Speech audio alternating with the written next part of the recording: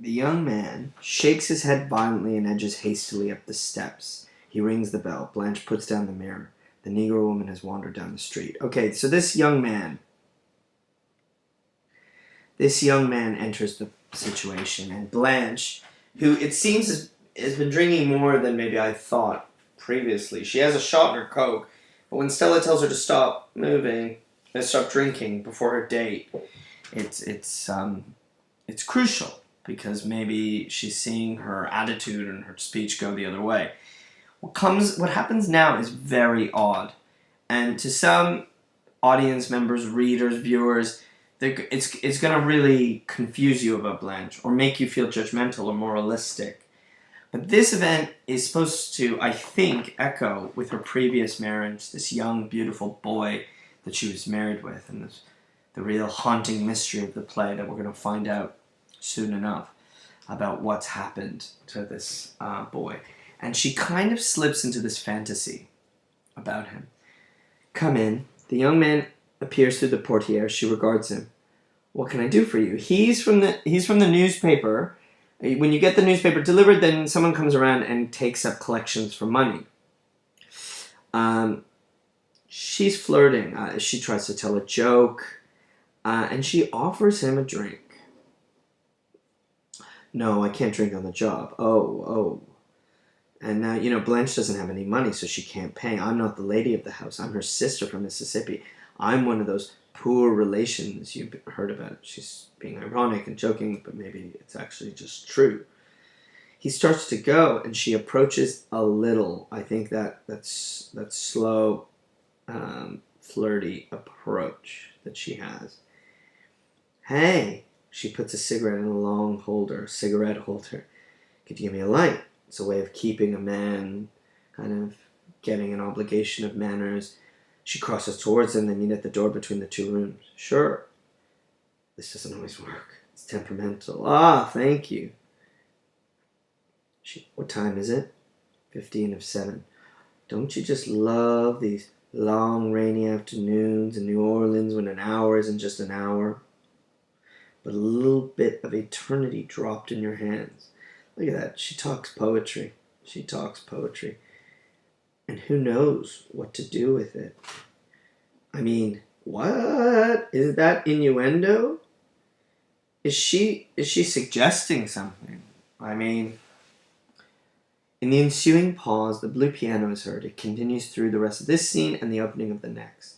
So this music is surging. It's coming. Is it in her This one is coming from outside, perhaps. But he raises the volume, and I wonder why. He's looking like he wants to get out of there. He's looking at the door. Did you get wet in the shower? Because he's a little bit wet. No, I stepped inside. It was raining. Did you have a soda? Yeah. Chocolate? No. Cherry. Cherry soda. You make my mouth water. Now, there's a double meaning, right? It's the drink. I'd like a cherry soda. No. Or I'm desiring. I'm desiring you. I want you. Young man. Young man. Has anyone ever told you you look like a young prince out of the Arabian Nights? Again, literary. But this is just sloppiness. What is Blanche doing? What fantasy is she lost in? He laughs uncomfortably, like a bashful kid. Well, you do, honey lamb. Come here. Come over here like I told you. I want to kiss you, just one, softly and sweetly on your mouth. Without waiting for him to accept, she presses her lips to him. Whoa! Kiss, seduction. What happened to not putting out? What happened to all that talk she had? It's really odd. Run along now. It would be nice to keep you, but I gotta be good and keep my hands off children. This is adios. This is ominous. Because of what we find out later. We find out some things about her later. He stares at her a moment. She opens the door for him and blows a kiss as he goes down the steps with a dazed look. She stands there a little dreamily after he disappeared. Then Mitch appears around the corner with a bunch of roses. Look who's coming, my Rosen Cavalier. Bow to me first. Now present them. He does so. She curtsies low. Ah, merci. These ceremonies of courtship and love of the South. This is not how Stella and Stanley courted.